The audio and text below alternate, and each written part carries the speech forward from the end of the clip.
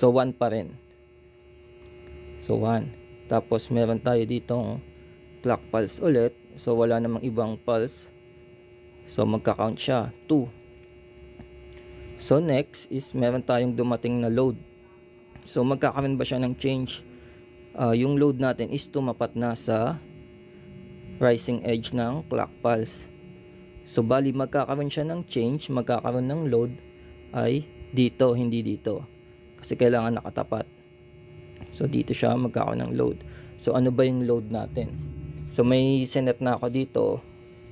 Ito yung nilagay ko, 1110. So yun ay letter E sa aking decoder.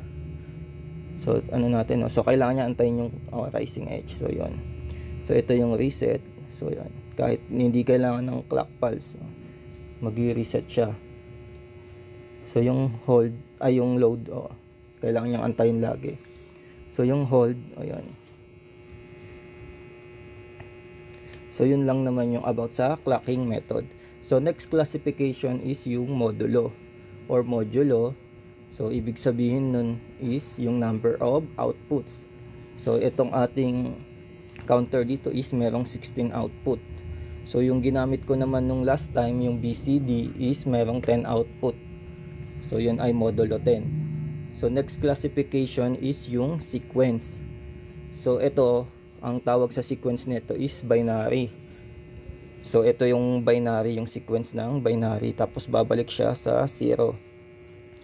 So yung sa 160, ang tawag naman sa sequence nun is BCD. Bali hanggang dito lang yon.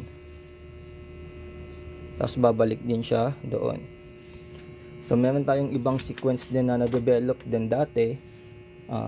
Meron tayong biquinary, 4-bit ring, oberyn, glycon or glyson, libalo, twisted ring, etc. So yun.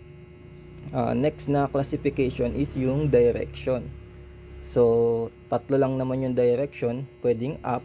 Pag up is increasing, katulad nito.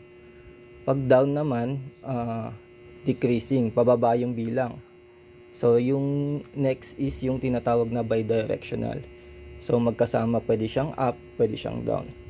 So next classification is yung mga special features. So depende na yun sa nag-design kung ano yung mga gusto niyang idagdag sa mga hindi ko nasabi.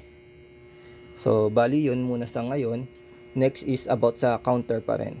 So yun muna.